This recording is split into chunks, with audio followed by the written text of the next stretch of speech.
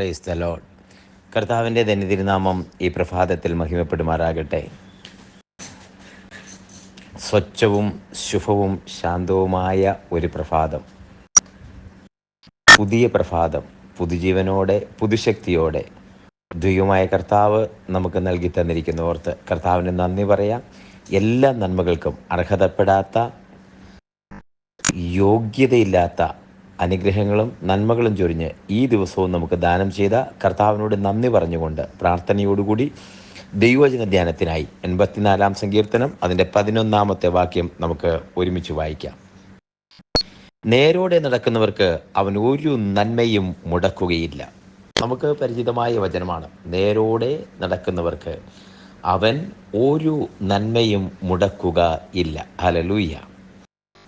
നമുക്ക് പരിചിതമായ വചനമാണ്, നമുക്കറിയാം വചനം. 84-ാം സങ്കീർത്തനം നമുക്കറിയാം. സൈന്യങ്ങളുടെ യഹോവയെ തിരുനിവാസം എത്ര മനോഹരമെന്ന് പറഞ്ഞാൽ തുടങ്ങുന്നത്. കോരഹ് പുത്രന്മാരുടെയാണ് സങ്കീർത്തനം. തൻ്റെ പിതാവും കോരഹും അബീതാവും ഹൂരും എല്ലാവരും കൂടി മോശയ്ക്കെതിരായിട്ട് ചലിച്ച് അധികാരത്തിൻ്റെ തർക്കം എന്ന് പറയുന്നത് പോലെ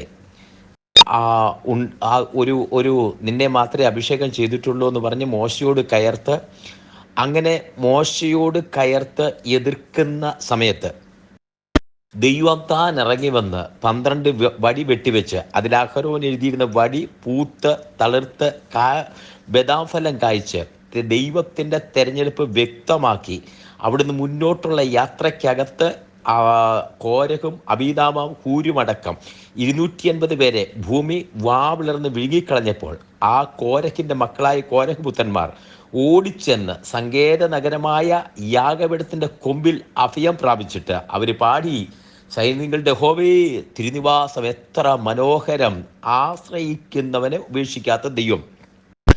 അതാണ് 84-ാം സങ്കീർത്തനം.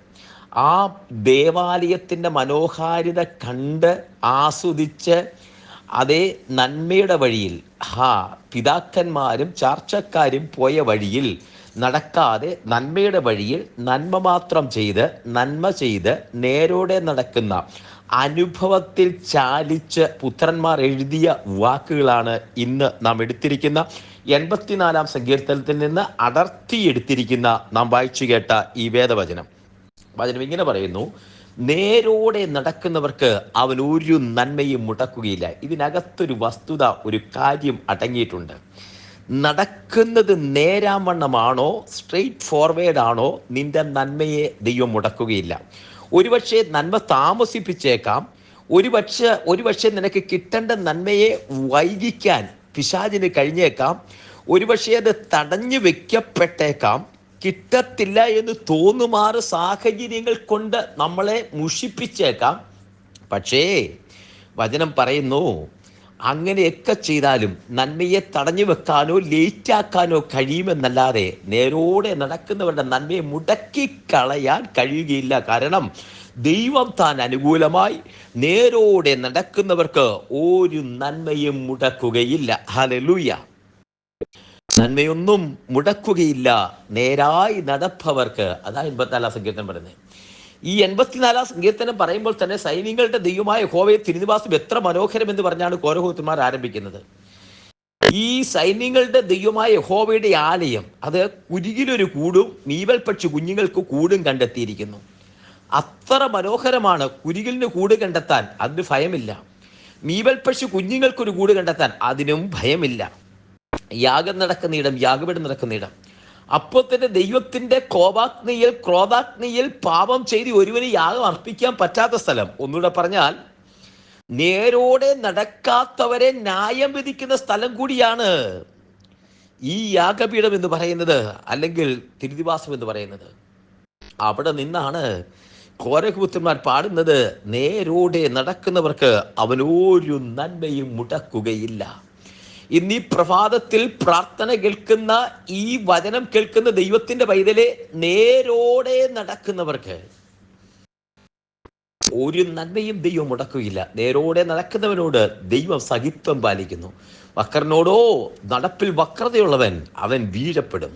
അവനോട് ദൈവം വക്രത കാണിക്കും. വക്രനോട് ദൈവം വക്രനായിരിക്കും.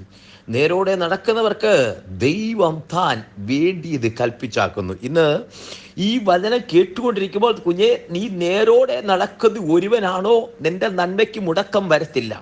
ഇന്ന് പ്രാർത്ഥിച്ചു നിന്റെ നന്മയ്ക്ക് വേണ്ടി കാത്തിരിക്കുന്ന ദൈവത്തിന്റെ പൈതലാണോ, നീ വിശ്വസിച്ചോ, നിന്റെ നന്മയ്ക്ക് മുടക്കം വരികയില്ല.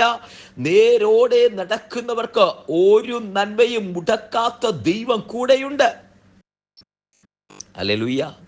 നേരോടെ നടക്കുന്നവർക്ക് അവനൊരു നന്മയും മുടക്കുകയില്ല. നേരോടെ നടക്കുന്നവർക്ക് അവനൊരു നന്മയും മുടക്കില്ല. നടപ്പിൽ നേരുണ്ടോ, നിന്റെ നന്മ മുടക്കാൻ അതേ ഈ ലോകത്തിനോ പിശാചിനോ മനുഷ്യനോ കഴിയുകയില്ല. ദൈവം താൻ നിന്റെ നന്മ തക്ക സമയത്ത് തരുവാൻ നിന്റെ കൂടെയുണ്ട്. നിനക്കൊരു നന്മയുണ്ട്, നിനക്കൊരു നീയോ എല്ലായ്പ്പോഴും യഹോവ ഭക്തിയോടിരിക്കുക, ഒരു പ്രതിഫലമുണ്ടാകും നിശ്ചയം. സദൃശവാക്യം പറയുന്നു, നീയോ എല്ലായ്പ്പോഴും യഹോവ ഭക്തിയോടിരിക്കുക, ഒരു പ്രതിഫലമുണ്ട് നിശ്ചയം. കുഞ്ഞെ, ഇന്ന് കാണുന്ന സാഹചര്യങ്ങളും ഇന്ന് കാണുന്ന വേദനയും ഇന്ന് കാണുന്ന കഷ്ടതയും കണ്ടിട്ട് നീ സാഹചര്യത്തെ പഴിചാരി മടുത്തു പോകരുത്. നേരായി നടക്കുന്ന ദൈവത്തിൻ്റെ കുഞ്ഞെ, നിനക്ക് വേണ്ടി നിന്റെ തലമുറയ്ക്ക് വേണ്ടി ദൈവത്തിൻ്റെ പദ്ധതിയുണ്ട്. നേരായി നടക്കുന്നവർക്ക് ഒരു നന്മയും മുടക്കാത്ത ദൈവം കൂടെയുണ്ട്. ദൈവരങ്ങളിലേക്ക് സമർപ്പിക്കാം, ഒരുമിച്ച് പ്രാർത്ഥിക്കും. എല്ലാ ഹൃദയങ്ങളും ദൈവത്തിൽ ഏകാഗ്രമാകട്ടെ. ചേർന്ന് പ്രാർത്ഥിക്കാം. സ്വർഗീയ പിതാവേ, ഇന്ന് ഈ വചനം ജനത്തിന് നൽകി അനുഗ്രഹിച്ചു പ്രാർത്ഥിക്കുന്നു. നേരോടെ നടക്കുന്നവർക്ക് ഒരു നന്മയും മുടക്കാത്ത ദൈവത്തിൻ്റെ കരങ്ങളിലേക്ക് ജനത്തെ സമർപ്പിച്ച് അനുഗ്രഹിച്ചു പ്രാർത്ഥിക്കുന്നപ്പ, സ്വർഗത്തിൻ്റെ കരം കൂടിയിരിക്കും. ആത്മാവിൽ അനുഗ്രഹിക്കുന്നു. അസാധാരണ സാന്നിധ്യം കൊണ്ട് നിറയ്ക്കും. നേരോടെ നടക്കുന്നവർക്ക് ഒരു നന്മയും മുടക്കാതെ അവരോട് കൂടെ എല്ലായ്പ്പോഴും സഹായകനായി, അതേ ദൈവമായി, അതേ മെൻറ്ററായി, ഗൈഡായി, വഴികാട്ടിയായി നേരോടെ നടക്കുന്നവർക്ക് നന്മ മുടക്കാതിരിക്കുന്ന ദൈവത്തിൻ്റെ കരം കൂടെയുള്ളതിനായി സ്തോത്രം ചെയ്തപ്പാ. കോരഹിനോട് കൂടെയുള്ളവരും വഴിതെറ്റിപ്പോകുമ്പോൾ ആ രക്തത്തിൽ പിറന്ന പുത്രന്മാർ ദൈവത്തിൻ്റെ നേരോടെ നടക്കുമ്പോൾ അവർ എഴുതുന്നു, അവർ അനുഭവം പറയുന്നു. നേരോടെ നടക്കുന്നവർക്ക് ഒരു നന്മയും മുടക്കാത്ത ദൈവം ഇന്ന് ജനത്തെ അങ്ങനെ തന്നെ അനുഗ്രഹിച്ച് പ്രാർത്ഥിക്കുന്നു. നന്മ മുടക്കാത്ത ദൈവത്തിന്റെ കരങ്ങളിലേക്ക് ജനത്തെ സമർപ്പിക്കുന്നു. അങ്ങയുടെ നാമത്തിൽ അനുഗ്രഹിച്ച് പ്രാർത്ഥിക്കുന്നു. തൃക്കരങ്ങളെ സമർപ്പിക്കുന്നു. പ്രാർത്ഥന ഇരിക്കാൻ സ്തോത്രം, യേശുവിൻ നാമത്തിൽ തന്നെ. ആമേൻ, ആമേൻ, ആമേൻ. കർത്താവ് എല്ലാവരെയും അനുഗ്രഹിക്കട്ടെ. ദൈവകൃപ കൂടിയിരിക്കട്ടെ. നാളെ നമുക്ക് വീണ്ടും കാണാം. അതുവരെ ദൈവകൃപയ്ക്കുള്ളിൽ മറയുമാറാകട്ടെ. God bless you. Thank you so much.